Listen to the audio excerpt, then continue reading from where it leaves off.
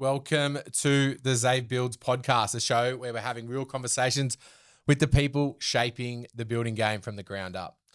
Today's guest is a bloke who's changing the way builders and trades think about business, and more importantly, how they run it. Mick Spencer is the founder of Biz Builders, a platform that's helping construction business owners across the country take back control of their time, their team, and their future. He's a mentor to hundreds of small businesses, operators, a speaker, an author, and a firm believer in action over perfection. But here's the thing, Mick's not some outsider with a whiteboard full of buzzwords. He's been through the hard yards, he's built businesses from scratch, led through failure, and come out the other side with the scars and the systems to prove it. In this episode, we deep dive into what is actually holding small businesses back. We talk about burnout, broken systems, and the myth of doing it all yourself. We'll get into how to lead under pressure, what tools and habits separate the successful from the stuck, and why too many good trades and builders are still running their businesses like it's 1999. So if you're a builder, landscaper, chippy, sparky, plumber, or whatever business you're in, and you're trying to turn it into a skill, or trying to turn your skill into a sustainable, profitable business, then this episode is for you. Mick, great to have you, mate. Thanks for joining me. Good to be here, back in nice, warm Canberra winter. Sunny Canberra. Absolutely. I saw you in the ice bath this morning, mate. I was, mate. Yeah, -3 outside, 4 degrees in the ice bath. It was a good challenge. Beautiful. Mate, what inspired you to start Biz Builders, and why'd you start? Where'd that come from? It's a good point. I think probably, Zay, probably 15 years in the making. I started my first company 15 years ago, OTG, which was pretty popular in Canberra and became a kind of global website for uniforms and sports gear. So I spent 10 years building that. You know, that was incredible. Went from a garage to a business worth over 30 million bucks, had some very large investors buy in. We went on a big acquisition trail of buying other companies. Pandemic absolutely flattened us. Yeah. And kind of lost that business to some private equity, call it board fights, which was sad, but incredible lessons, but taught me a lot, so cutting your teeth on something is just insane when it's something like that. After that, this addictive personality of starting new things, I went out and I was already involved in a few businesses, so started helping them scale up as an owner. And then went and started a few other businesses. But largely in the last few years, I've really been advising and helping small business owners kind of unpack what it takes. Because when I think I've had maybe 4 businesses now go from 0 to 20 million in revenue or enterprise value. You say that like it's an easy thing to do, but it's not. Well, it's not. But I think each time I've done it, it's been easier. That's a good thing. You learn from the mess ups, right? Like over and over again. And what I think I've tried to do recently is go, what were those things that what was the little nuggets that we take from each one? And how can you apply that into a small business anywhere in Australia or anywhere in the world, right? Because I just believe that if you're building the next really cool thing, there's usually a lot of buzz and attention. But if you're just a good small business owner, you're not getting a lot of help. The government and advisory isn't really supporting you. Accountants don't really have growth and building businesses in their DNA. And often it's just left to sit there and figure it out yourself. And, quite frankly, I want to see small businesses win. So that's really turned my passion from going and building any other business again to actually going and building a business around helping small business owners win. Yeah, and we do need the support, as I sort of mentioned in that intro. There are these smaller construction companies out there that just aren't utilising everything that's right at their fingers just because they don't know about it. And you don't know what you don't know. You don't. And unfortunately, people go into business because they want more freedom and they want to go, create something that they're proud of. And years go on and they end up building something that they hate and they grow to hate it. And, at the end of the day, small business is the backbone of every economy, right? It's every sponsor of the rugby league team. It's the employer of the people locally. It's the career developers. It's the ones who really put the money into our backyard. And it's the owners who are taking that risk. They're mortgaging their houses, they're putting their life on the line, putting their, director's license to be a builder, whatever it is. Yet often it's just they end up doing the hard yards and not enough return. Definitely. And having a support system there, I think is really important. I think what you're offering, and they're looking through it, it's what we need, and it might be, like you were saying, the little nuggets, just changing someone's course by, 1%, can really, really affect them over the long haul. Yeah, and the way I've thought about it is, what were some of the things that really helped me on my journey? It was meeting incredible people, and I met them through really reaching out to people and going out on a limb and meeting people as I was building businesses all over the world. But not all small businesses have that time or passion or care. But if I can bring on board some people that are really incredible in an area and give them access to, whether it's Richard Branson's publicist on how to get your product in the media a little bit more, and you could go do that course. Now you've got those skills and you haven't had to go pay anyone. That might help you win your next quarter's worth of work a bit more. Yeah, definitely. And now you've been around construction for all your life, right? Your old man. Yeah. Born and raised in a building family. I was always like a bit of the tech geek. Like Dad, I'd go on job sites, but like Dad wouldn't let me near tools because I'd probably not know how to use them. My older brother's a successful builder. My dad ran a very successful building company in Canberra. Learned a lot of great lessons off him. So I didn't go into building industry at all. I'm very far away from it. I was like a coder and e-commerce guy and, consumer brands. But I think business is business. It definitely is, yeah. So I've got the respect of the building industry though, for sure, and the intricacies and the challenges that it brings. Well, you would have seen it firsthand, with your old man running a construction business, your brother in construction, you would see the difficulties there and the running of a business and stuff like that. And you're going to be able to implement things to people that are in construction to help their businesses out, right? Yeah, and looking back on it, it's the dinner table conversations, right, that gear you up. And, I still remember going with my dad out to Terry Snow's hangars, and I was out there and he was getting me to pick up nails and bits and pieces and watching them have conversations, right? And really that was relationship building, which is sales. Dad was one of Terry's trusted builders. So if that, so there's all these like little skills you learn when you grow up in a building family. And all the losses as well, all the challenges that come with the industry. And it is a difficult industry. I think there are unique challenges within the construction industry, as we know. Like through COVID, that was a difficult time for construction. It was a difficult time for a lot of businesses. But I think if any industry came out of COVID the best, it probably would have been construction, in that, it seemed to spark up construction on the back end of it, in my mind.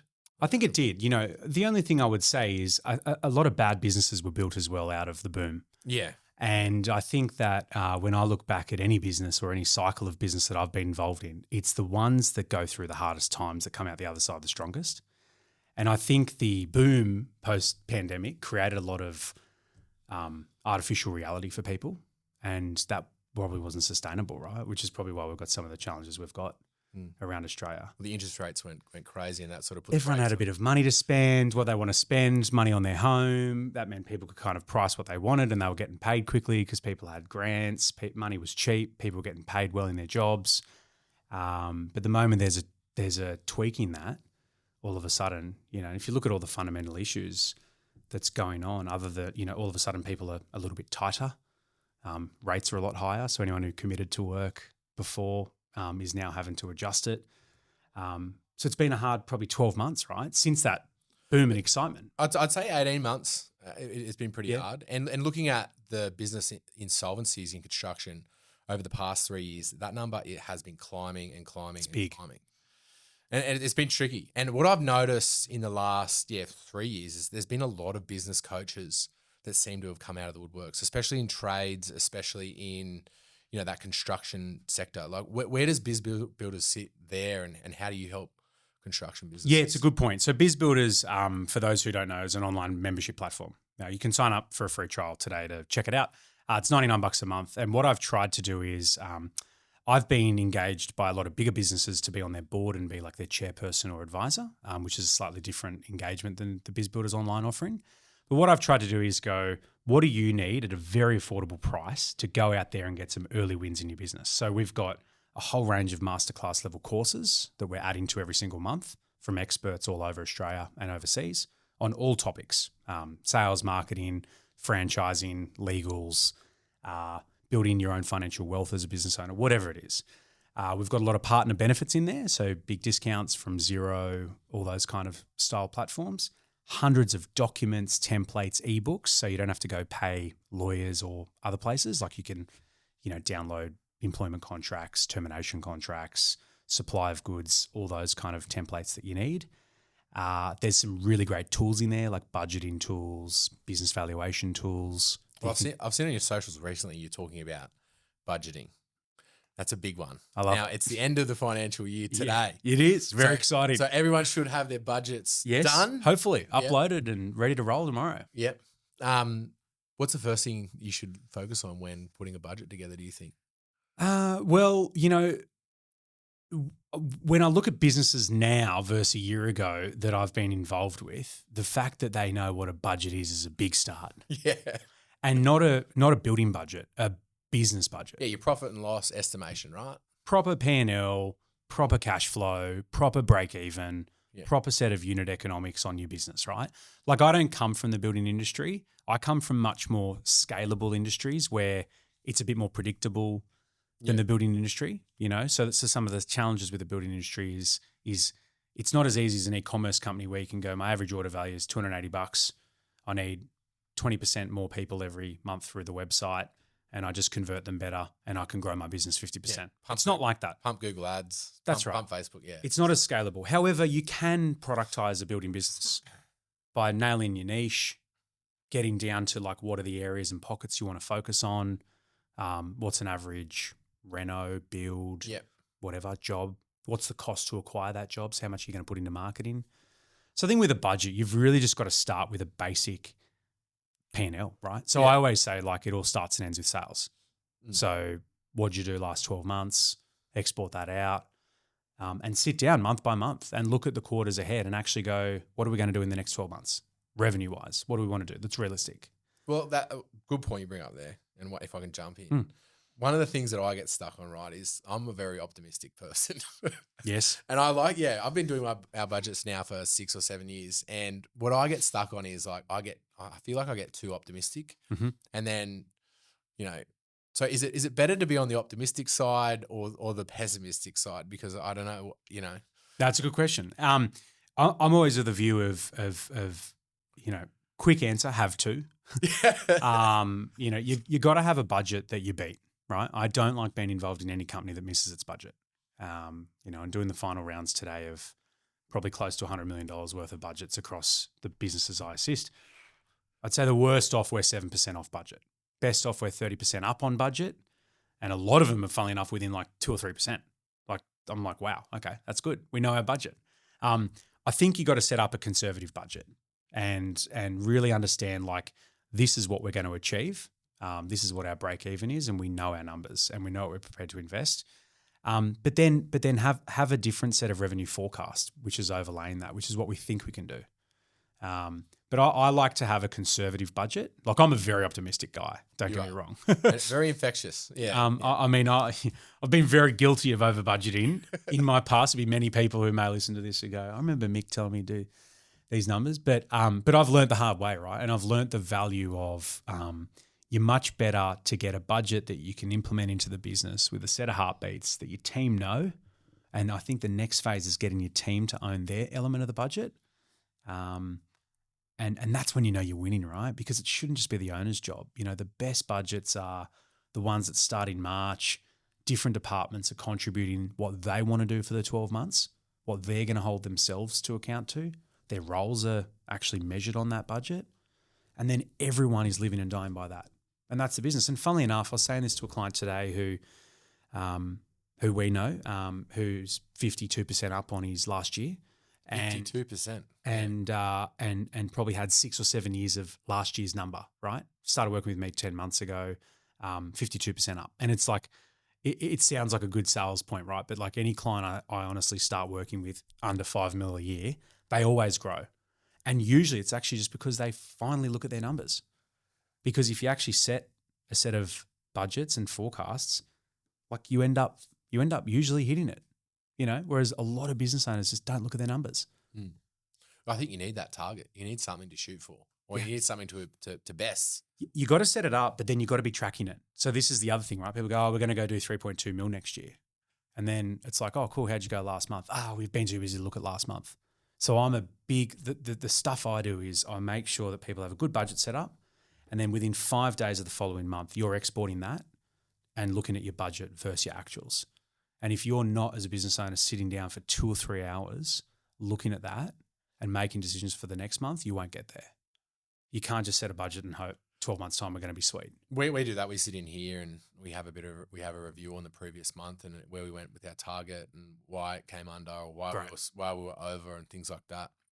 And I think it's really beneficial to get your team involved in that, because no one wants to sit in a budget meeting and say, we didn't hit our target, so everyone sort of buys into it. And as long as you know, right? Oh, we missed it, but we've still got the quarter. We've got 2 months to pick it up. That's right. And here's the bounce back, and that brings a cool vibe. I think like it's a team game in construction, Absolutely. Yeah. And I think too many business owners employ people and then get really frustrated when it's not working out. But it's most of the time it's because they haven't taken the team on the journey. I mean, people 9 times out of 10 want to do a good job and want to show up to work to win. It's usually just the leader that hasn't created an environment where they can actually go and win. That's exactly. I mean, who wants to go play basketball in a team that doesn't know like what the scoreboard is? Well, you know what I think it is as well is people need to know when they're winning, because sometimes you can work really, really hard, and if you don't know that you're doing a good job or you don't know that you're winning, then you don't know, and you don't get that feedback to make you want to go harder or to improve. If you're not winning, it's good to know so that you can improve. That's right. Yeah, and if you can't measure it, you can't manage it, right? So that's exactly right. It's one of those things. But it's a big shift, particularly with people in construction, because they don't teach this stuff at school, right? They don't teach this stuff. They don't teach financial modeling or how to create a budget and a cash flow when you're going and doing your builder's course. Your builder's course. There's one little tiny module on it, and they just talk about managing your finances, but it's not as in depth as it's not as in depth as what it should be. Well, that's like a good business. They have a really good understanding of their P&L. They have a really good understanding of their balance sheet, right? They really know the difference, hopefully, between assets and liabilities, and current and non-current. They have an understanding of liquidity. They look at their payables and receivables and their obligations, and they understand their break even and their cash flow. The amount of times, like some of these basic things that I set up for some of these businesses, and I'm like, how has the accountant not set that up for you?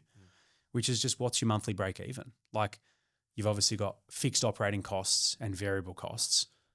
You should know what your break even is every month. And that's the amount of sales you need to survive, right? And then you can just divide that by 4 and now you've got your weekly break even. Divided by 5, you've got a daily break even. Put that break even number up on the board. And that's like you're winning or losing. Guys, if we don't hit that, we're losing. Yeah. Like we have a cash flow meeting in here every Monday, and we put up on the board, the numbers from the previous week, and we project for the week ahead to try and just make sure that we know where we're at weekly. Yep. We know what's coming in, and targets to hit. It's good. So it's either green, not enough people do. It's either green, yellow, or it's red. 100%. But at least when it's red, you're red, and you know that it's enough time ahead to be able to move that back to green. That's right. Yeah. Last year was a very difficult year in construction. I will say that.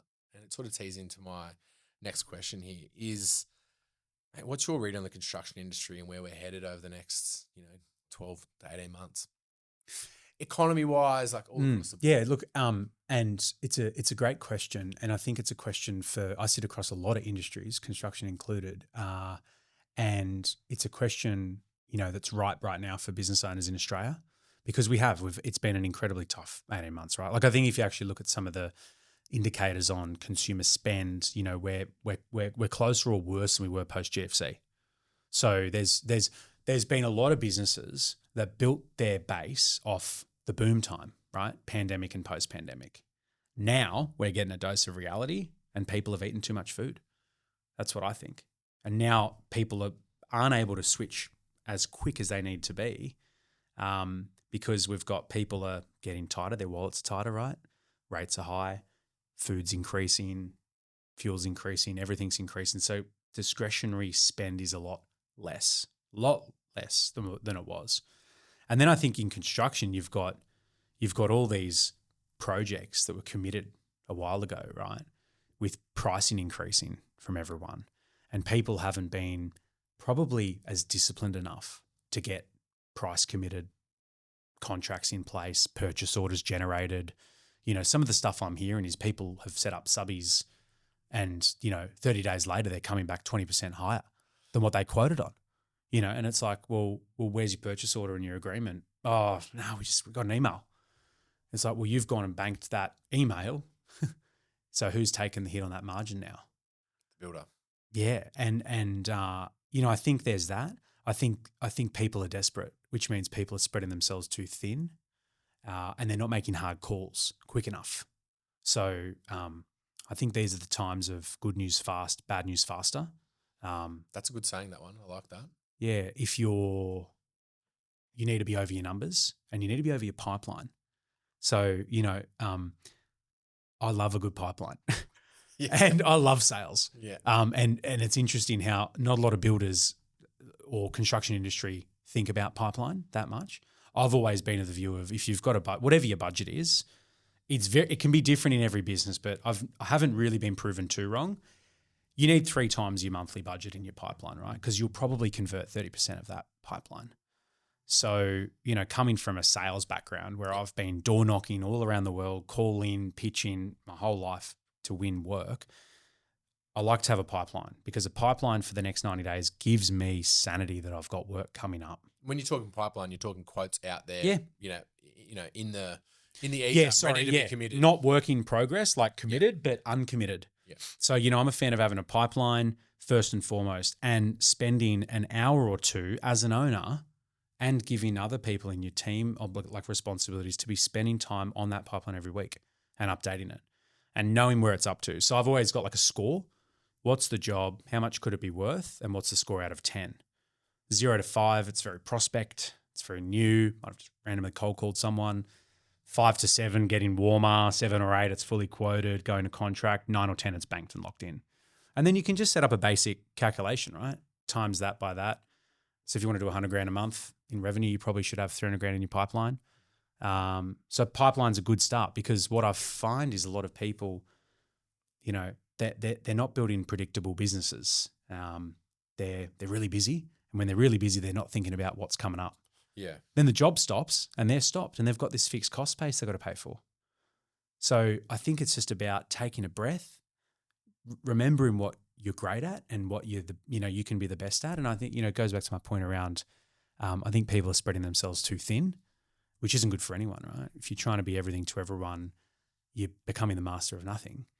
So I think nailing your niche in these times is actually better, because then you're going to show up for a customer probably at a more premium price tag with better gross margins. Just keep putting yourself out there, keep getting leads in, and keep going out and doing your quotes.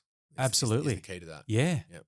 And don't take anything for granted. Like I think some builders and construction industries have been, kissed by a fairy, that they've just constantly had work. Yeah, you hear the guys, I haven't advertised for however many years and things like that. And I hear people like that, and I'm like, you've just missed so many opportunities. Like, you should be advertising your business, Yeah, a quote came in on email, I think it was a couple of weeks ago. Yeah. It's like, well, why don't you set up maybe like no quote gets unanswered for 24 hours. Like, that's one of our, every single inquiry we're going to answer within 24 hours.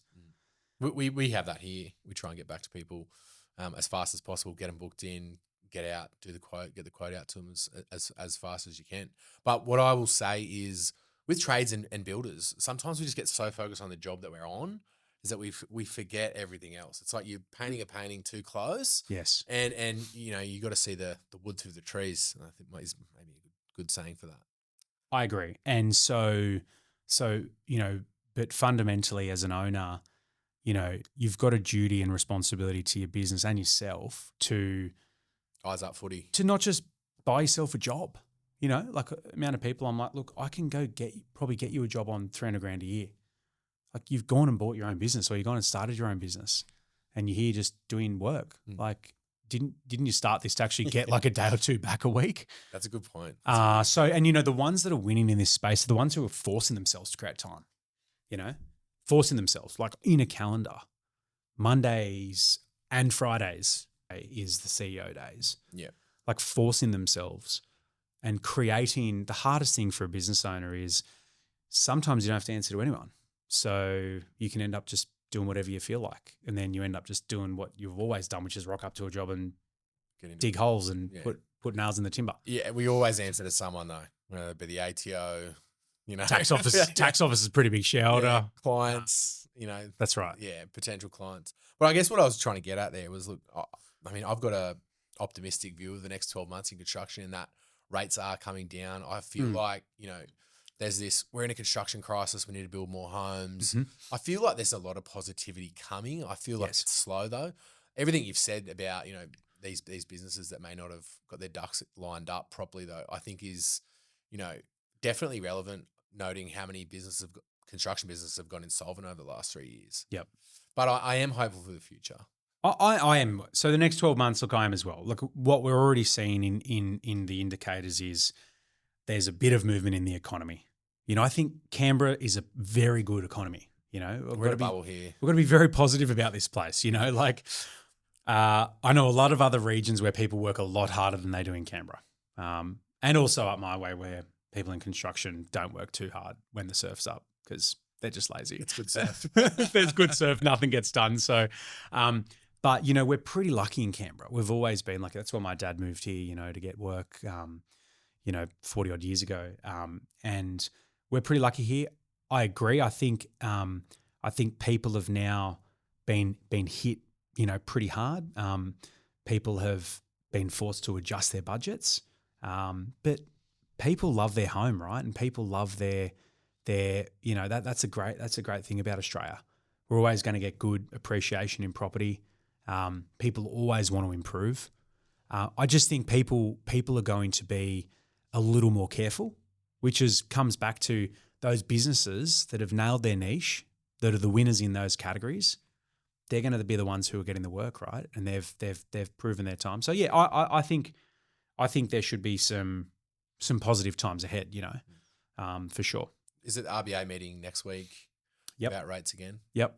Yeah, I think there's, who's got a crystal ball, right? But it'd be nice to see a couple of rate drops and just get a little bit more, we need to. I mean, Australia's it's a slow nation, It is. And we're in this very fearful state at the moment where people, because of the media. If you watch the news too much, 100%. Like the media drives, the media is driven by, CPMs, right? Like cost per million, like how many people are reading and clicking on an article. Yeah. People forget that.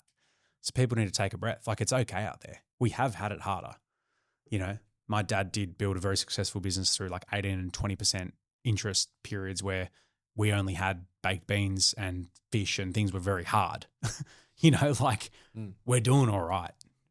People are whinging about doing it really tough, but going out and buying brand new cars and getting them wrapped with their business's logos.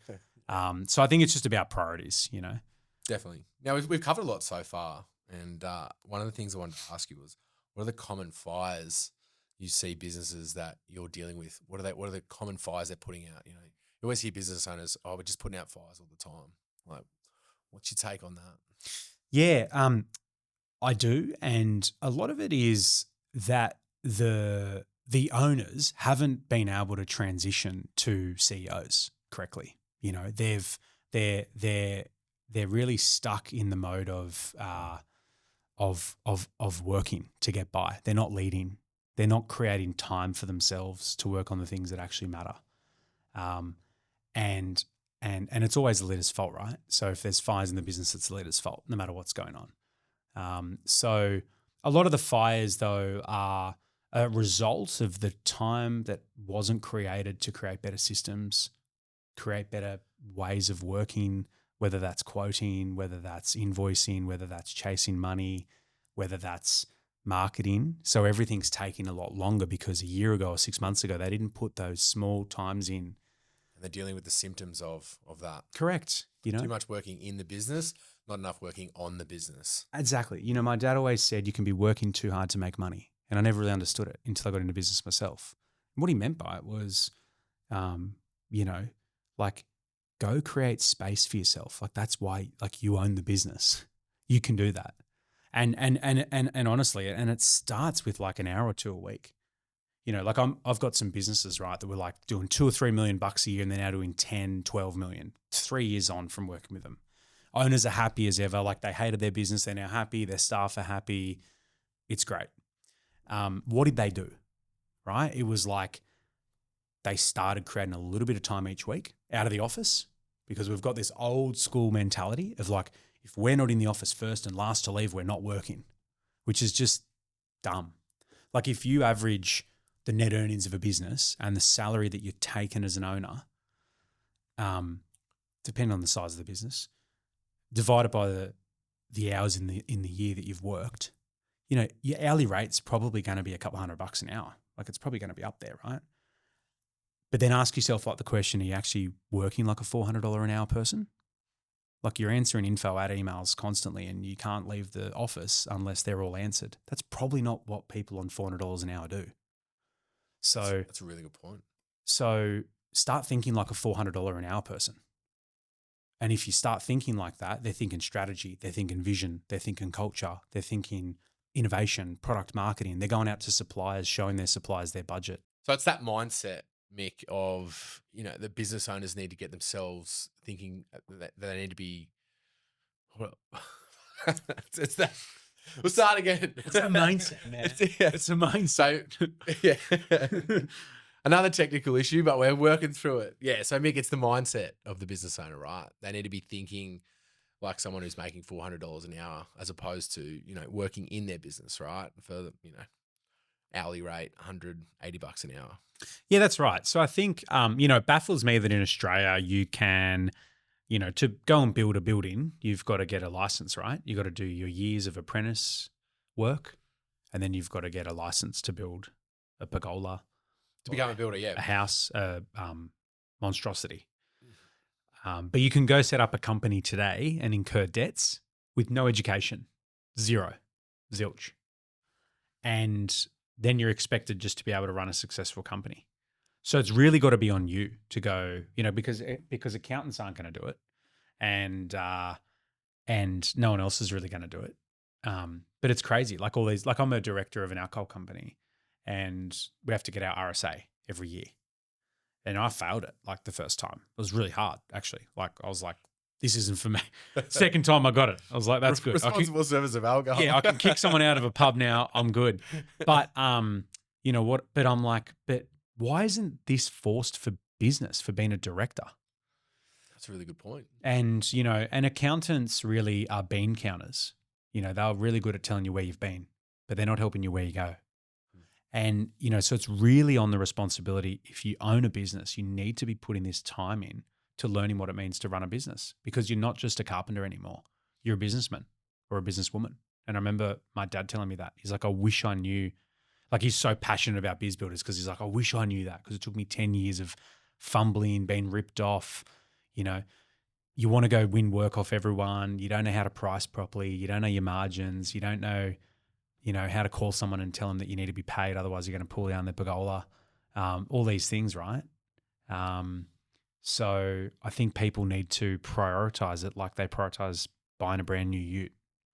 Definitely. And I think what you mean by that is like, do your research and get obsessed with it, because you're running a business, you know, you're responsible, and, you know, you need to take as much information in as you can and be the best at running a business that you can be. I feel like, you know, yeah, you might have ticked off a trade, you've got your builder's license or whatever it might be, but that next step is really immersing yourself in, how do I run this thing as efficiently as possible and know all my stuff?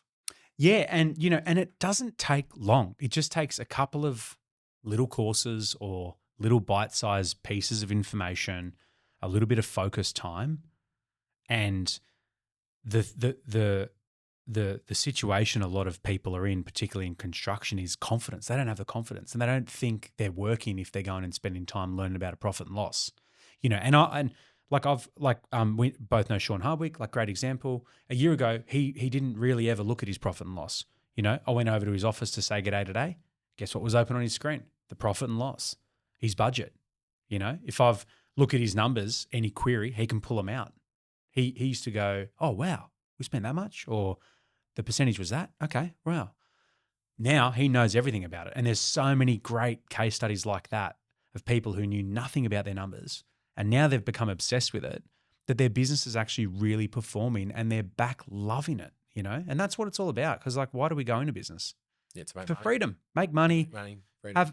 create something better than what we could if we had a job with someone, and go spend that. And I think because I've looked at business from, like, I guess in many ways like an investment banker's view, like what's the business valuation? How do we acquire businesses? How do we get acquired? All of that, the disciplines that those style of businesses have, you know, you can put them into your small business pretty easily. Yeah.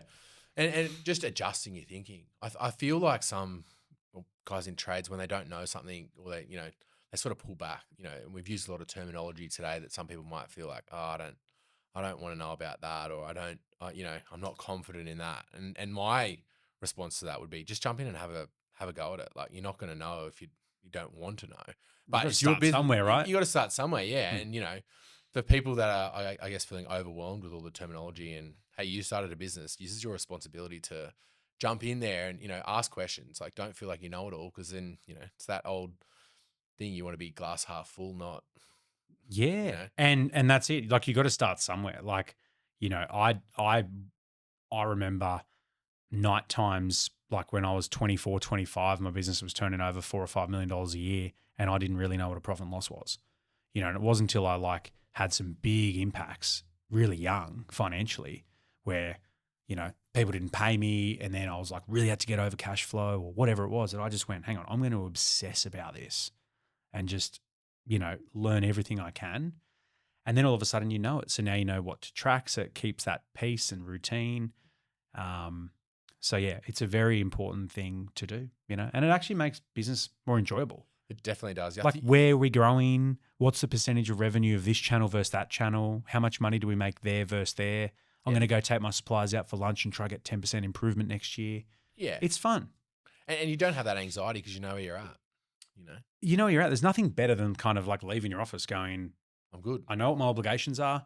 I know what my pipeline is, you know. Things are good. Yeah. You can go spend more time having fun with your family or your friends. Yeah. And that is what it's all about. We keep talking about freedom. We keep talking about people that are running businesses, you know, why they started a business. And part of it for me, I think, is learning, you know. Yeah. Learning, how to do better, taking on more responsibility, learning new systems. I love new tech, you know. Xero has been amazing for business. Yeah. There's a lot of software out there that builders can jump on and use that will make their life a lot easier. We just moved over to Build Exact, actually. Okay. To give us a fair bit more visibility, way better usability. Yeah. It's interesting. Like, it's, I think there's outliers like yourself, right? But there's a lot of people that still haven't quite moved to the curve of like 2025, of like, there is no excuse not to be running a slick operation nowadays. There's very affordable software out there to help you track your numbers, to set up quotes and estimates. That's right. You can get them out really quickly. And like, for building, like, it's such an exciting journey you're taking a customer on. Why not take them on that journey? Like, why not look into, you know, giving them visuals of what a place could look like, give them an estimate, update them via text and email the status of where their job's up to. Like, just imagine a little bit, have a little bit of vision of like the Airbnb of building. Like, That's how right. can you wow customers? Build Exact's got a login for customers so they can see the timeline of the project and photos all along. And that was a big selling point for me because, as you said, like, I want the clients to come on that journey with us. It's exciting, right? Like, building a house or doing an extension or renovation is probably one of the biggest costs someone's going to have in their life, right? Definitely. So give them access to it, take them on the journey. And then it probably helps when stuff doesn't go to plan too, right? Definitely. Like, I'm sure variations for builders are really challenging. Yeah, they can be. I think that you've got to have that discussion up front, though. You know, be open and honest with your clients and just say, hey, look, if you want to change things along the way, like, you know, this is when we need to know X, Y, or Z, and just be open and honest. And most of the time people are understanding, and, you know, sometimes you get the, oh, why is that bill so expensive? And it's like, well, because we've had to pull out half of what we've already done and redo it, you know. But as long as you're communicating with your clients. Communication's key. Definitely. you know. Now getting on to leadership and Mhm. your leadership style. Now you mentor a lot of different businesses as you've been talking about. What's your leadership style, Mick? Like what? My leadership style is good news fast, bad news faster. And I can't deal with anything that's not authentic. So, you know, I believe in doing business with the 4 Ps: purpose, people, planet, profit. So purpose, why are we here? We've got to find love in what we do and like a why. And I think a lot of people don't do that enough. Like you really got to love what you do. So I like to unpack that and take people I work with on that journey. People. So for me and for the people I work with, I want to be around people that I learn off, that are prospering. Planet. I like to contribute to the planet to some degree, whether it's businesses using, sustainable practices or bettering the planet in some way through local area support. And profit. I really like making very healthy net margins and strong EBITDA businesses and making money. It's really good. But I like to keep all of those in line, in an equal balance. Because if you just focus on profit, you probably lose The other ones. the purpose. If you just focus on purpose, you're probably off, singing Kumbaya and forgetting about the people. So I like that. But my approach is always honesty. I like authenticity. I can't deal with any bullshit. And I like to bring stuff up. And I have hard conversations regularly, because we only live once, and I think a lot of business owners if you end up being too much of a people pleaser, you just don't get where you need to get to. I think you let down everyone as well. And, the job of a leader is to grow your people. And sometimes what people forget is that can be growing them internally or externally. So a lot of the work I do with people who have teams of people, 5, 10, 50, 500, is that realization that my job as a leader is to grow my people. And sometimes and often growing them might mean growing them externally to my business. And that's actually a beautiful thing.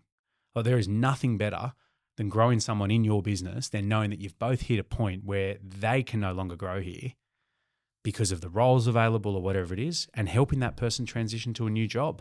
The first thing that comes to mind is apprentices for me, and seeing them, like I actually spoke with Sean about it. We had a young guy 4 or 5 years ago walk in, green as, never been on a construction site, and then I think he finished up with us towards the end of last year. And just seeing his growth as a person along that way, like that was really, really fulfilling for me. And now he's off, working somewhere else and enjoying it over there. But yeah, definitely investing in the people, I think is really important. Yeah, and I think setting up, my leadership approach is also performance. Which goes back to playing sport, right? Like the basketball match of measuring your numbers, and we want to play to win. And it's funner if you've got. And it's easier for someone if they've got a role where they really understand what winning looks like.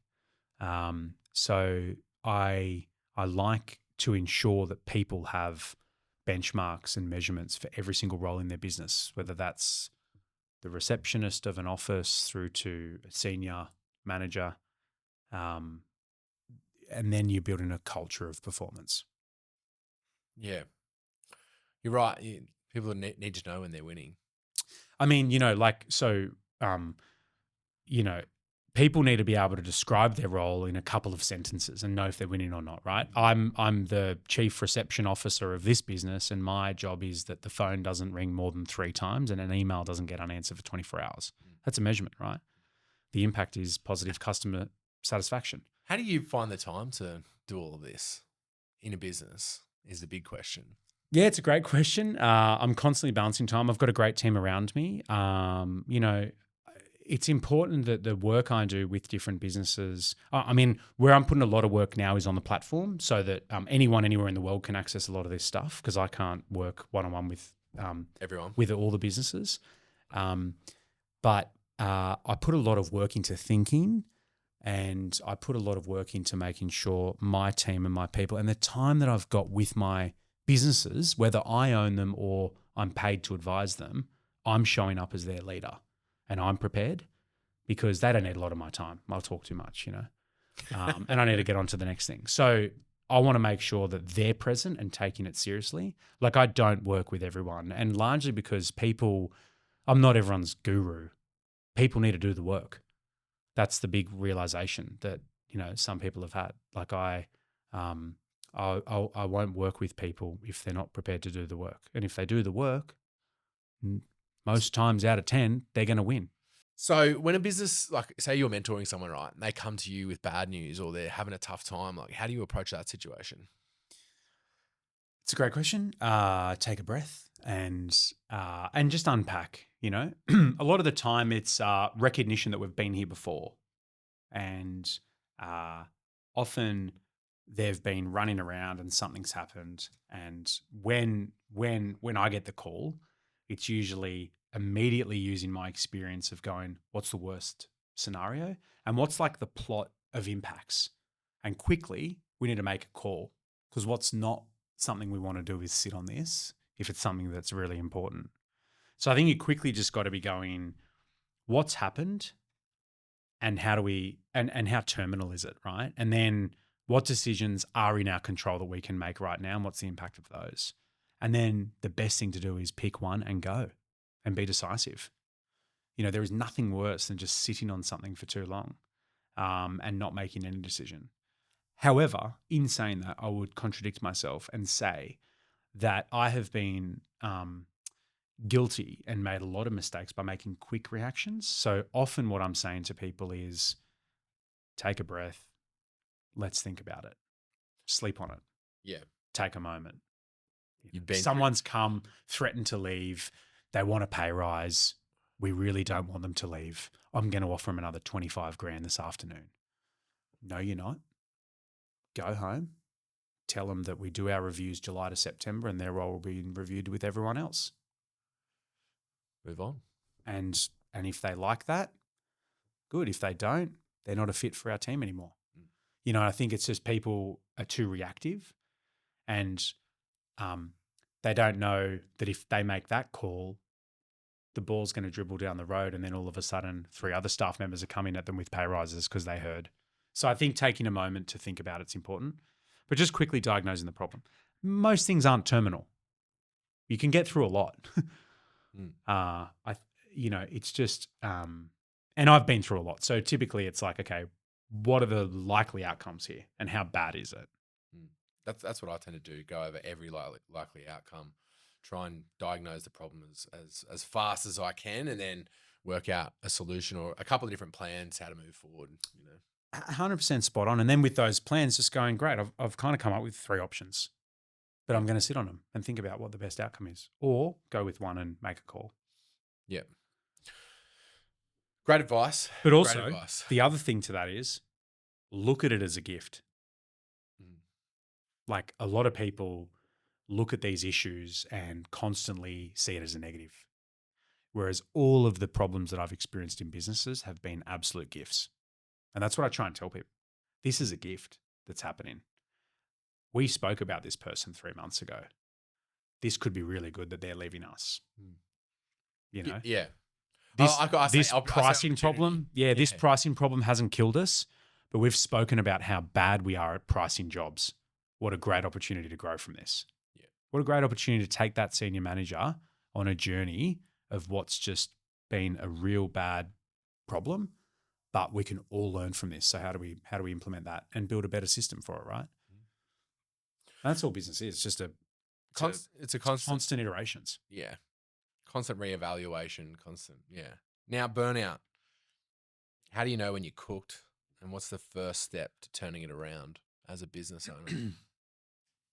Yeah, I mean, men are really bad at this, and business owners are really, really bad at it, is living constantly, in adrenal mode. Like we live a lot up here. We carry a lot on our shoulders and up here, and we don't breathe enough. Like I've really changed a lot in my own life in the last few years, really prioritized health.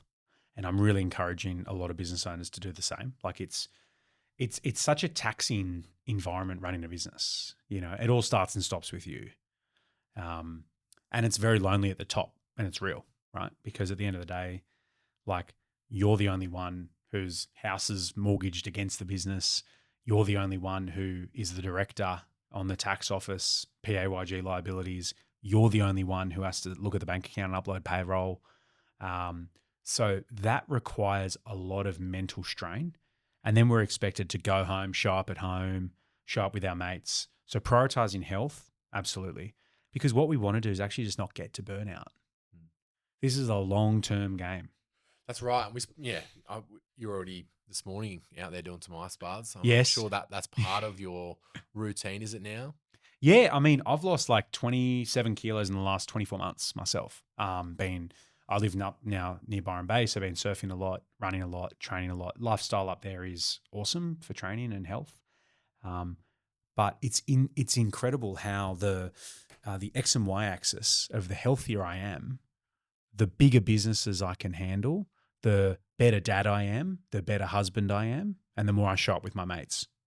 So and my businesses, right? But because of my style of work, and everyone's got different work. Some people are very labor intensive. Mine's very brain intensive. So I just have a way that works for me, and sometimes it works for everyone, you know. And what I do is Monday and Fridays I try not to work. Tuesday, Wednesday, Thursdays I smash myself. But on my Monday and Fridays I'm not working. I'm just thinking and creating and reviewing. I'm not deep in work, you know, so that works for me because I really like having Mondays with my family as well. Showing up with my family is important. It actually gives me more energy. But I just prioritize health. So I say that with all business owners, and just and where possible, like the first thing is like we've got to stop trying to take people out of the river like as they're drowning. Like look up the river why people are falling in the first place. Which is this? We're just constant. You want to do a clap and a clap? Yeah, do a clap. Sweet.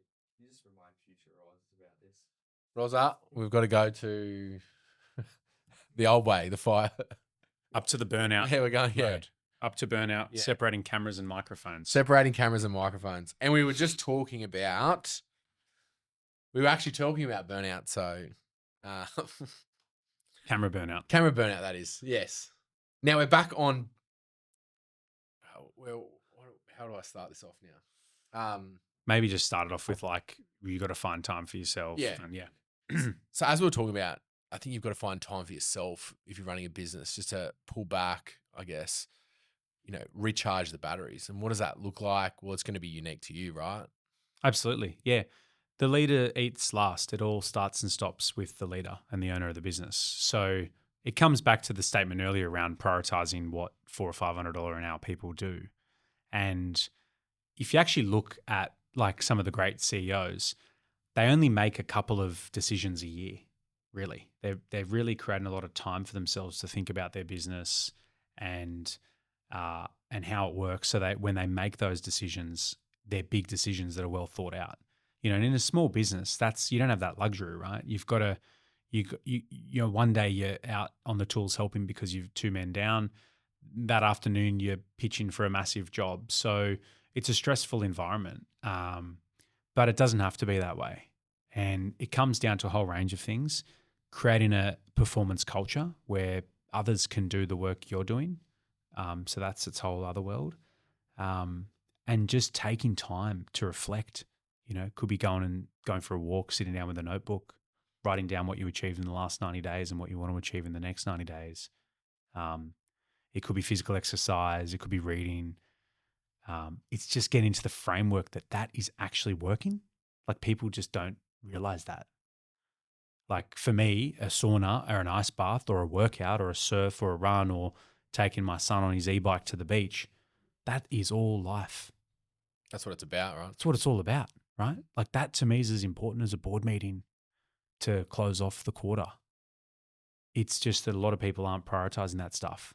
And therefore the amount of dopamine that's running through our body and adrenal fatigue of all the stress and the load of the things we've got to keep up with and the pressure we're putting on ourselves ends up hitting a point where, you know, our body falls away for it. It's lonely at the top and you need to look after yourself. You know, I think as well, running a business, we all need to practice a little bit more gratitude and look back at what we have achieved and gain confidence from that so we can move forward. Yeah, like get yourself out of the race and for a moment and reflect. I mean, that's kind of what I love about some of the work I do. Like sitting down with owners each month, looking at their business, looking at the results against what we set out to do, and then sitting back and going, guys, like, look, let's look at where we were a year ago. But you're spot on, right? Have the gratitude that we are running a business. Like we have that power. 2 years ago, you might have been working and you're now running a business. So yeah, I think that's super important. There's a lot. There's just so much to running a business, and I think it can get overwhelming. You know, often I think that if you really step back and look at all the things you're responsible for and you've got to do, you can very quickly, I think, feel overwhelmed. But I think the key to it for me is just how you eat an elephant bit by bit by bit. Focus on this for a period. Focus on that for a period. Take time out for yourself. You know. Yeah, and I think accountability is important. I think it's businesses that are doing very well have a rhythm, and they've got heartbeats, and stuff that they've set up to know whether they're winning, right? And they do it over and over and over again. Like I think business is just like it's boring, but repetition is so key. Setting up a few of these things in the day, in the week, in the month that the business has to do over and over and over again. And that, once it's done and implemented, gives business owners a massive peace of mind to be able to leave the business, right? Like that's what you want to be doing. The grind. Yeah. But just the hard stuff. But if it's a report every 3:00 on a Friday, it's getting that in the business and making it happen, having it in everyone's calendar so it's done. And that might be the first big thing. If it's you getting out of the business every Wednesday morning to go and think about your business and go quote some work to win the next 90 days of pipeline, like go do that. Go do that every single week over and over and over again. Don't feel guilty. Jump into it. Don't feel guilty that you're not out in the tools, you're not in the office. Now, what do you think separates the businesses that are doing well and growing and the businesses that are a bit stuck? Probably that opposite of what we were just talking about, right? I think so. Businesses that are really winning have a sense of, they have a real good sense of their market. They have a niche that they're owning. They've spent a lot of time and energy and effort on their brand and their product and their customer. One of the big things I've been a fan of, particularly in consumer businesses, is really unpacking who your customer is, and even putting that into 2 or 3 personas, giving the person a name and an age, what they're motivated by, where they look. Might be Jill. She's 42. She has a job full time. Does her research. This way. She's motivated by these reasons. Might be Jack. He's 25. He's more on social media, driven by what his mates say. Like actually unpacking who their customer is. That's a really good exercise to do. So brands that they know who they are, what they stand for. They've got a vision, they've got values, they've got a mission for their business. Their staff buy into that. They've got a product range that's systemized, that's scalable. They're not this business that's kind of like just complicated. Like most stuck businesses are just businesses that just end up way too complicated that you just can't grow. They spread themselves too thin and don't have a target market. Exactly. Offering everything to everyone, master of nothing. Well, how do you know where to spend your money? Advertising, I think, is a key point to that as well. Well, how can you do that if you don't know who your customer is, right, where they're motivated, and what they're motivated by, and also what's the call to action and how are you going to hook them in? It comes back to that whole thing. So being in tune and obsessed with your customer makes everything a lot easier, makes your marketing a lot easier. But yeah, coming back to that, they know what, and they're putting the time and energy into all those things, right? They're knowing that content's really important. Their brand's important. The way their staff feel about their roles are important. Their numbers are important. They're prioritizing a lot of this business stuff that might be a bit hard or uncomfortable for them, but they've gone on a journey, and they've spent a little bit of time on it, and now it's become a massive part of their life that they can't stop, and they're unstoppable, What's one piece of advice you'd give to someone who's just starting their own business? Really, really spend time understanding why you're starting a business before you do it. I think business is not cut out for everyone. And I think people just jump into business hoping it's going to be amazing. But business is really hard. Like it's actually really freaking hard. And it's very lonely. So I think, early on in a business, I think it's I don't think people spend enough time at the start. And I wrote a book called Start Before You're Ready. I was just about to mention it. So I'm all for like cross the T's, dot the I's. We're good to go. Let's go. Start before you're ready, right? Like you don't need a massive plan. Get into it. You're going to learn way more when you're just doing it. But I don't think people spend enough time just thinking about the why behind their business. And I think I really encourage that because I think that's like a piece of paper or a document that you can go back to when time gets tough. So I really encourage people to go do that. And then I get people to encourage them to join Biz Builders, learn about a budget, learn about sales, marketing, all the good things, and then get going. Yeah. It can be really enjoyable. I did want to mention your book there, Start Before You're Ready, because, I've had a lot of friends of mine that have been like, oh, I don't know if I want to do this. I don't have, $50,000 in the bank yet. And I'm like, mate, I started my business for $400. One stage I was looking through the car for coins so I could, fill my ute up to get to the next job. And I really enjoyed that. Looking back on it, I didn't. No, sorry. In the moment I did. In the moment, looking back on it, I'm like, oh, that was cool. But yeah, what got me through that period was just like, I love this and I want to do it, so I was going to do it. And I think what you're saying, like that purpose that drove me was, I love this and I reckon I can do it better than anyone else. Yeah. And, that's and it's shown, right? And have fun. Like business is supposed to be fun, like have fun with the journey, like, cause it is a journey. It's never ending. And I think if you got that open mindset and that glass half full, you will face problems. Like there is no business owner I've ever met who's just gone, yeah, things are great. Yeah. Like I'm doing 10 mil of revenue, 2.5 of profit. I don't even work. I don't think I've ever met that person in my life who's never had an issue, who's not got any issues going on. Like business is easy. People are difficult. And there's a whole bunch of variables that'll smack you in the face when you least expect it.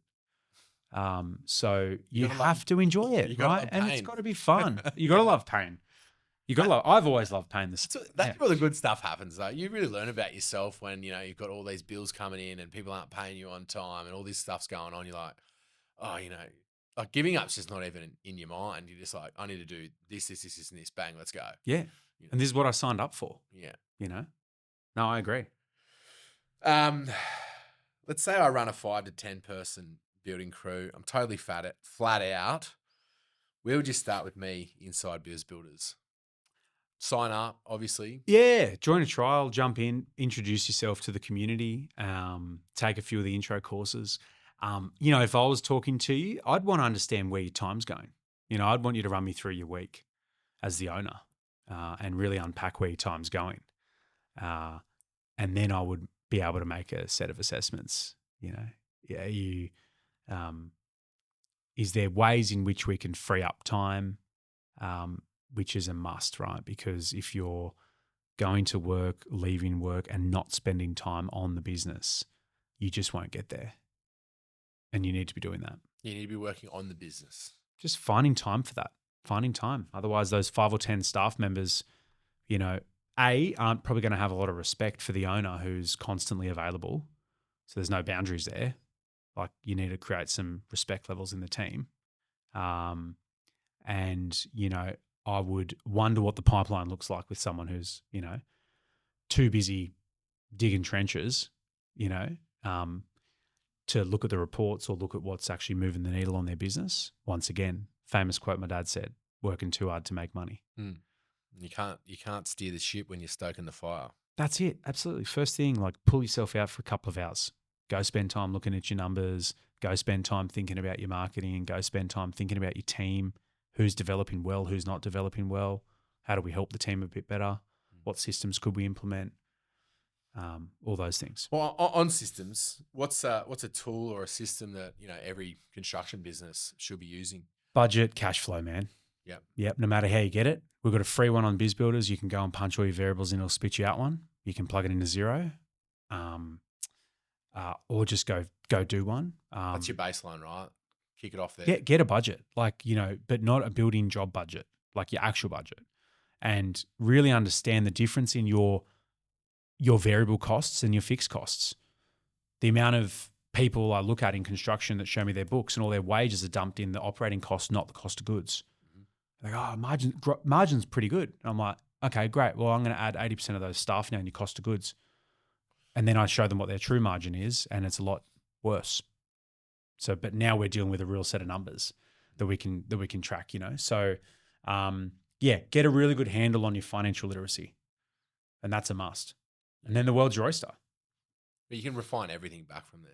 Yeah. Work out what you want to spend each year on X, Y, Z, advertising. And what marketing. channels do you want to grow? That's what I love about a budget. Like, I'm a real fan of setting up, I get a bit obsessive with it, but I love setting up a set of, 3 or 4 or 5 revenue lines of the different lines of revenue that we have to our customers, whether it might be new homes or extensions and renos and commercial, and then match cost of goods against every revenue line. That's interesting. We haven't done that yet.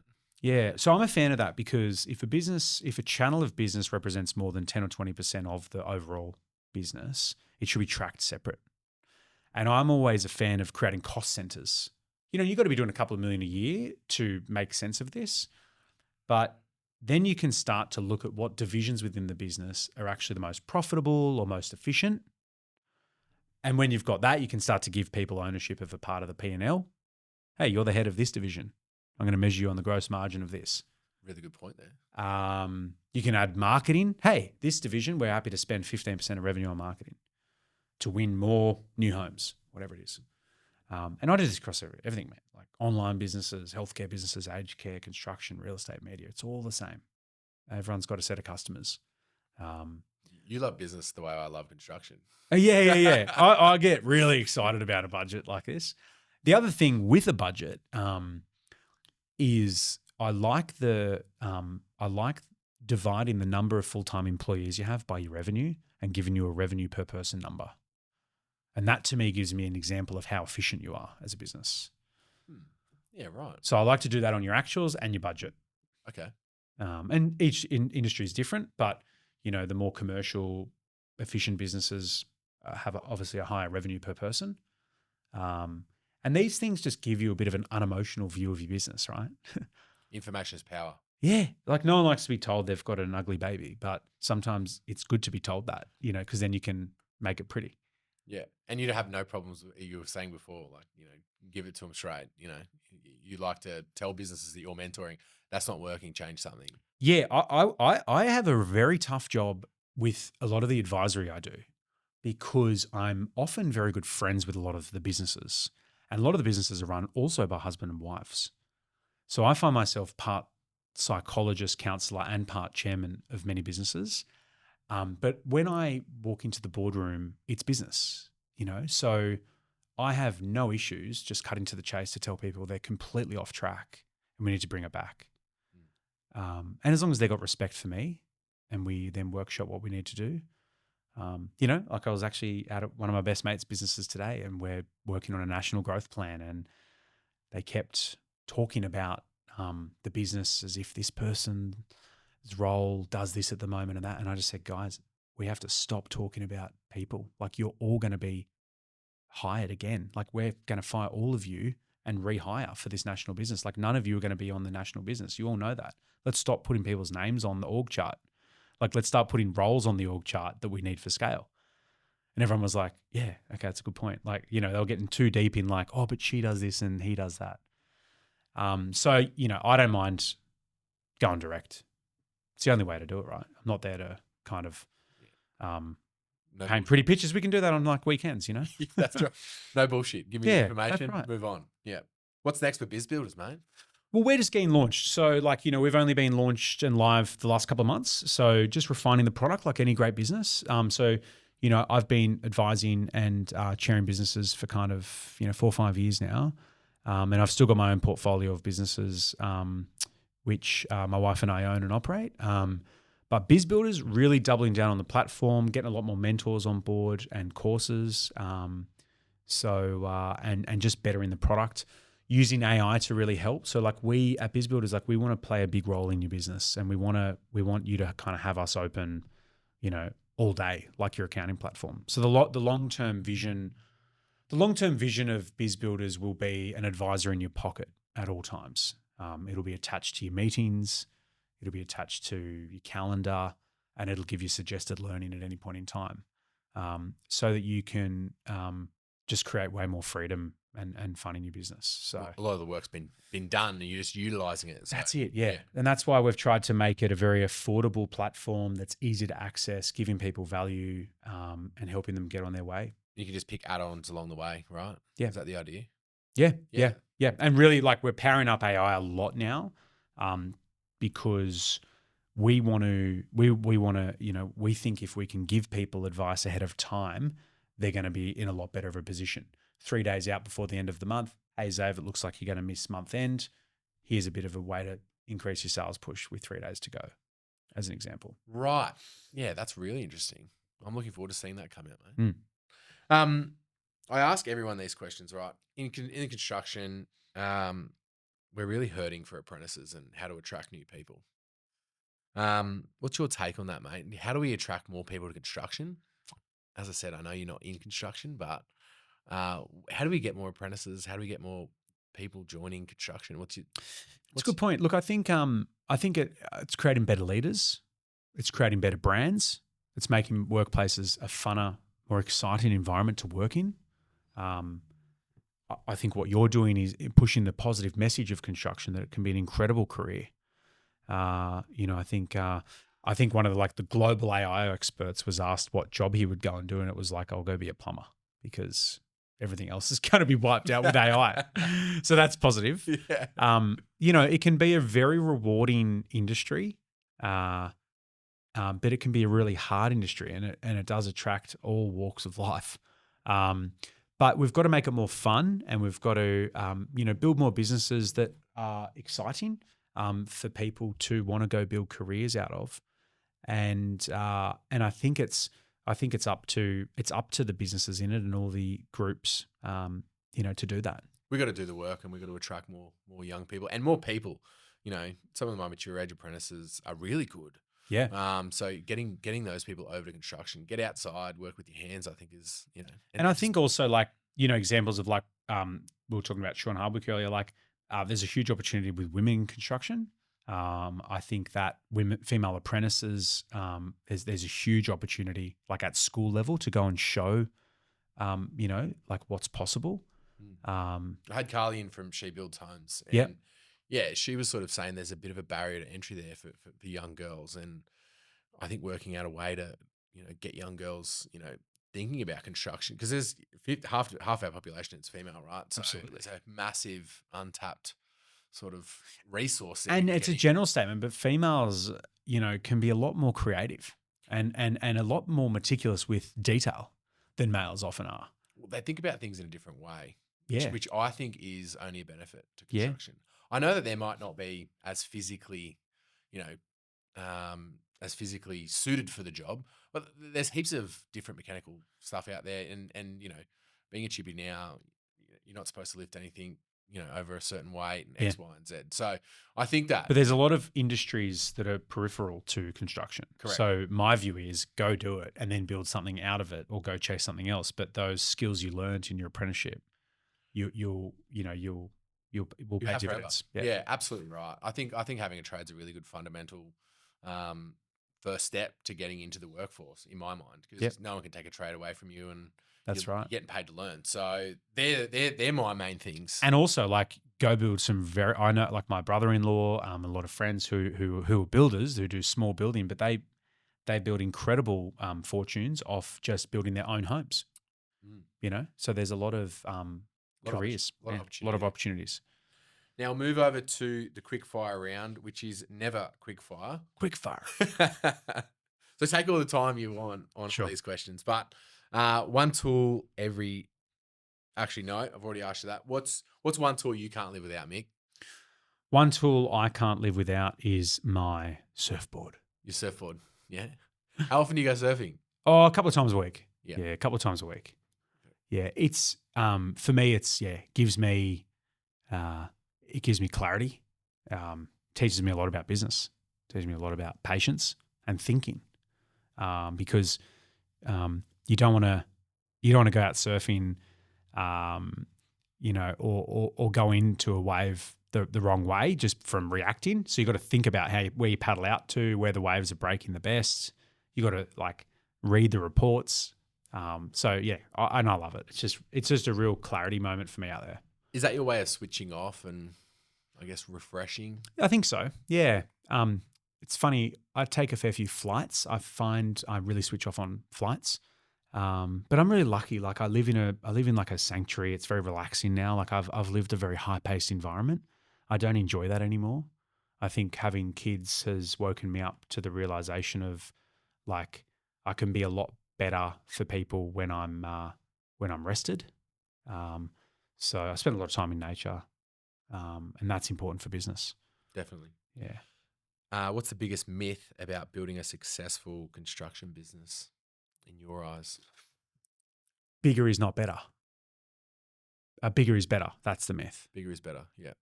I think there's been too many people who chase ego instead of profit. And they think being big is better than small. And I've seen businesses that are doing $3 million a year far more profitable than businesses doing $30 million a year. So I think that sometimes bigger is not better. So really understanding your numbers will help you understand what that is. Yeah, I mean, you can go out and hire 20 people tomorrow and not be making any money. That's right. And, you got a small crew where you can control the outcome. You got 8 blokes. And I think I think it's knowing that I think everyone wants to be really big. It's like this addiction, but sometimes it's not better. Definitely. Yeah. If you could fix one thing in the construction industry tomorrow, what would it be? Oh, it's a good question. I would say, oh, gosh, I don't know, actually. It's a really good question. One thing. I get one thing. One thing. I thought you were going to say do profit and loss. Yeah, okay, that's a good question. So the one thing I would change is I would give people forced education about business when they become a carpenter or when they go get a building license. And that would be education around financial literacy, testing, understanding of a holistic business, not just throwing them in the deep end, hoping they survive. Make them do a little course or something like that. Yeah, little course. Yep. Just to understand, I think, when you're running a building company, you've got all these people employed by you, you've got all these subcontractors, their families rely on you. And absolutely. Recently we've heard in the news, subcontractors not being paid. And that is really disappointing. And, yes, it's symptoms to a, difficult economy, but, is it? But you should be able to charge a fair price, be paid within 30 days, pay your people within 30 days, pay your obligations, and post a profit. And if you have a small loss, you know what your loss is, and you can cover the loss. And you might be getting to profit the next year or the next quarter. You should be able to do that. If you can't do that, and you're doing it off hopes and dreams, why are you spending the time?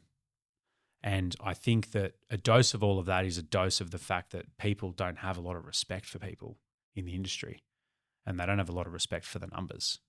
And they've been using other people's money and running at low margins, and then people haven't known their numbers enough to know that that's a problem, so they just keep going, chasing the next job and the next job, and that just falls down all the wayside. So, mate, that is a fantastic take, and I really appreciate you saying all that. That's right. I mean, that's just my observation. I'd say you're 100% right there. Yeah. Best advice you've ever received in life or business? The person you go home to will change everything. Literally, whoever you marry, whoever your partner is, your spouse, whatever it is probably one of the biggest business decisions you'll ever make. Because if you're happy at home, you've got a happy business. Happy wife, happy life. Yeah, that's true. Yeah, that's right. Literally. Yeah. And they're building a business with you too, Absolutely. My wife has, my biggest supporter. She's also my biggest critic. That's right. Their job is to be the coach, That's right. and to be the guide and the sanity. So yeah, I think that's important, and I think depending on your relationship, it can be an amazing asset having someone in your corner, who is that critic or the opposite of you. If it's someone I've been married 5 years and with my wife 6. And she's helped me make the biggest decisions I've made in business, who I hire, who I go into business with, because she gets a read on people. I often don't, I've kind of err in the side of optimism. My wife's always got a finger on the trigger, I told you about that. Yeah, I know.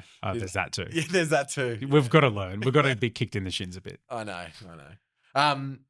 What would you tell your younger self starting out, Mick? Look, I got like advice and criticism, but also like I'm happy with where I am with it all. I think if I was to talk to, I registered my first company at 20, and I had like 60 staff by 26. So like I didn't really live my 20s. I was building a business. So advice to my younger self would be probably just slow down a bit. Like I made a lot of quick decisions, and I really tried to please people. And I think if I slowed down a bit and made some tougher decisions earlier, maybe I'm further ahead. But at the same time, I wouldn't be where I am unless I did everything I did. So I'm also really happy for that experience. It's a tough one, isn't it? I like to think of, every decision I've ever made in my life has brought me to this point right now. Correct. Yeah. And just being super happy with where you are, like just super stoked, because it's easy to be a critic of yourself, but it's, as you said earlier, like you got to have gratitude. Definitely. But take time and probably listen more. Like I was a dick of a boss, to a lot of people. Like I still talk to people I hired and for a long time, and I always just had this, like I always genuinely meant well for my team. But I hired great people, and sometimes I just didn't listen to them. And now I look at it and I'm like, you're an idiot. But good needed to go through. Good to reflect. Good to reflect. I think we've already covered this, but what helps keep you grounded outside of work? Oh, it's definitely nature, man. Like my energy type, I get a bit spiritual, but my energy type's a projector. So I take on a lot of people's energy. So I need a lot of rest. And rest for me is not always just sleep. It's like, it's stuff that creates energy. So it might be just grounding myself in nature, surfing, being with my kids. Like I love being a dad. I've got 2 young kids under 3. They keep me super busy. They keep me grounded. My wife keeps me grounded. And just being outside is, being outside and just being grateful for what we've got keeps me grounded.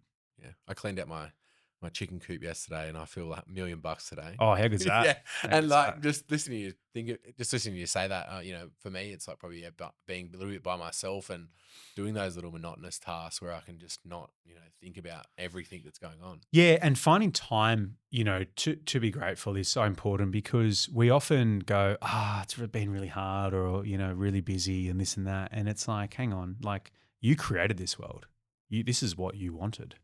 So be grateful for what you've got, mate, because this is what you signed up for. That's it. Mate, who's one person in or around construction that should come on the podcast? You probably should get my dad, Greg Spencer, actually. Dad is a veteran of the industry. He's got an A-class unrestricted builder's license. He's a Hall of Famer, like whatever thing at the NBA. NBA, yeah. He I think Circle, there's very few businesses around Australia and Canberra that were as successful. Like he always knew where the money was, and he never chased fame. Like one thing I really respect my dad for was he didn't care about his logo on the side of a tower crane or brand new cars that were sign wrapped. Like he just did really good work. But he did really hard work that was technical, like from the War Memorial to the old Parliament House stair rails to old Governor General's houses and schools and all of that. Like, but he knew the pockets of money, and it wasn't always the sexy stuff. But he was a really good employer. He just was. Anyone who's ever worked for him always says that was one of the best jobs they had. Yeah. So I should reach out to him, mate. my dad's great. Yeah, my dad's great. I go my dad over my brother. Mate, just to wrap things up here, where can people connect with you and learn more about Biz Builders? Obviously, the website. Yeah, jump on Instagram. Like I regularly try and post small business tips on my Instagram that I learn. LinkedIn. I actively post on LinkedIn. And connect on Biz Builders. Jump in for a trial. Yeah. And reach out if you need any help. You got some good stuff on your Instagram too, mate. Yeah. I jump try in. and just, what I see or what I think or learn, I'll try and put out there to small business owners, see if they can get a tip. I'll put some links to all the stuff in the description of the videos. And Great. mate, finish us off with a quote or a motto that drives you. I just learned a quote today which was not what drives me, maybe it's wrong, but I just learned it today from a really famous advertiser, Leo Burnett, who's like one of the world's best kind of advertisers. And it was, don't tell me what you do, tell me how you make me feel. So I was like, I love that quote. But I think also. Wait, what was it again? Don't tell me how you think. Tell me how you feel. Don't, like, he's talking about products, right? Yeah. Like, don't tell me what you do. Tell me how you make me feel. Got it. Yeah. So, don't tell me what this pen does. Tell me that it writes my dreams. Got it. Yeah. But I was fortunate enough to spend a fair bit of time with Richard Branson and his team over the last 10 years. And, one of his quotes that I've always loved is "Screw it, let's do it," which is just have a go. That's fantastic. Get into it. Mate, what a good place to finish it up. And look, I just want to really thank you for your time. Really No worries, appreciate mate. it. Good And to connect. I've got a lot out of this today, and I hope people listening did as well. Yeah. Cheers, mate. Good on you, brother. You too. Thank you.